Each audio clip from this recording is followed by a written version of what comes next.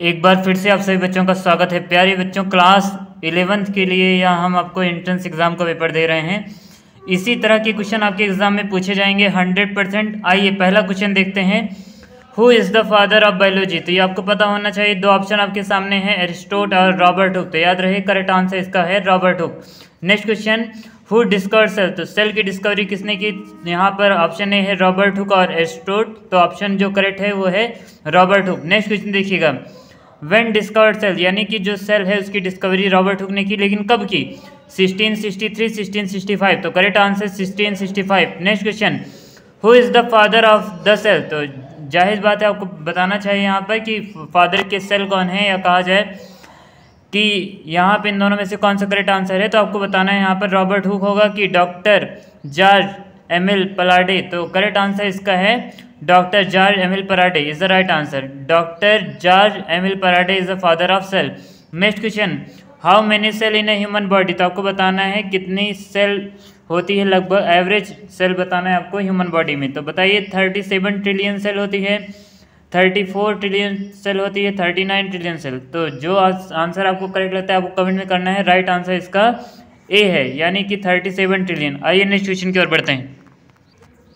तो प्यारे बच्चों, यहाँ आपको बताना है व्हेन एसिड और बेस रिएक्ट करने के बाद बनाता क्या क्या है। दो प्रोडक्ट यहाँ बन रहे हैं, तो आपको बताना है एसिड बेस बनाता है, साल्ट एसिड बनाता है, साल्ट बेस बनाता है, कि साल्ट वाटर बनाता है। तो राइट आंसर इसका है साल्ट एंड वाटर बनाता है। Next question, range of the pH value? PH value की रेंज क्या है? 0 से 7 होती है, 0 से 14 होती है, 0 से 17 होती है, नन ऑफ दिस।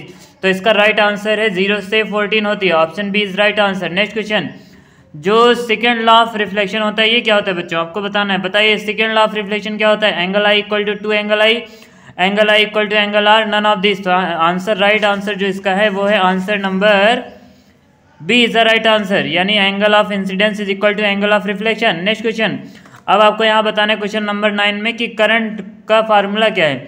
जैसे आई इक्वल टू क्या लिख सकते हैं हम लोग? आई इक्वल टू यहाँ पे आई आर स्क्वायर होता है, I equal to Q upon T होता है, नन ऑफ दिस। तो राइट आंसर इसका भी है I equal to Q upon T, जिसे हम लोग बोलते हैं current equal to charge upon time. Next question देखिएगा, बहुत इंपॉर्टेंट क्वेश्चन है। इसी तरह के क्वेश्चन आपके एग्जाम में पूछे जाएंगे। बताइएगा बच्चों, एटॉमिक मास ऑफ मैग्नीशियम? तो मैग्नीशियम का एटॉमिक मास कितना होता है? 12 होता है, 13 होता है, 24 होता है। तो राइट आंसर इसका है 24। Next question, atomic mass of sulphur? Atomic mass of sulphur बताइए बच्चों, सल्फर का एटॉमिक मास कितना होता है? बच्चों सल्फर का एटॉमिक मास होता है 32। C answer C is the right answer. Next question, average mass of oxygen, यानी कि एवरेज मास बताइए ऑक्सीजन का। तो जाहिर बात है जो ऑक्सीजन का एवरेज मास होता है वो होता है 16, यानी B answer is right answer. Next, evaporation causes? जो इवेपोरेशन होता है उसका कारण क्या होता है? हीटिंग होता है, कूलिंग होता है, कि नन ऑफ दिस? तो cooling is the right answer. Next question, relation between kelvin and Celsius? बताइए केल्विन और सेल्सियस में रिलेशन क्या है? ऑप्शन ए करेक्ट होगा या बी करेक्ट होगा? तो याद रखिएगा के equal two degree Celsius plus 273.15, यही रिलेशन करेक्ट है, यानी option A is right answer. Next question, यहाँ पर एक विशेष जानकारी देना चाहेंगे। यदि आप हनुमान कोचिंग में पढ़ना चाहें, तिवारी सर से पढ़ना चाहें, तो दिए गए कॉन्टेक्ट नंबर पर अवलंब संपर्क करिएगा। प्यारे बच्चों, 2023 का क्लास 11th का एंट्रेंस एग्जाम का यह लास्ट वीडियो है। इसके बाद आप सभी सिलेबस के अकॉर्डिंग अपनी तैयारी करते रहिए। सिलेबस का वीडियो हमने ऑलरेडी अपलोड कर दिया, आप उसे जाकर देख सकते हैं। आइए नेक्स्ट क्वेश्चन की ओर बढ़ते हैं। Pressure, symbol of pressure? तो प्रेशर का सिंबल पी होगा, पी ए होगा, सी होगा। तो बच्चों यहाँ पे राइट आंसर जो है वो बी है, लेकिन कुछ बुकों में पी भी लिखा जाता है, तो हम लोग ए और बी दोनों प्रायोरिटी देंगे। लेकिन जब इस तरह क्वेश्चन आए तो आपको पी ए ही देना है। पी ए को हम लोग क्या बोलेंगे? प्रेशर।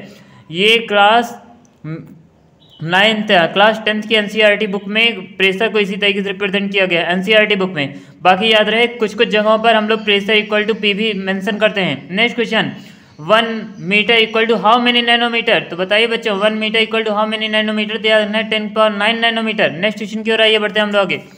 तो नेक्स्ट क्वेश्चन हम लोग के पास आ चुका है, और बताइएगा सिल्वर, जो सिल्वर है उसका सिंबल क्या होता है? एस होता है, एल होता है, एजी होता है। तो राइट आंसर इसका है A G, A G is the right answer.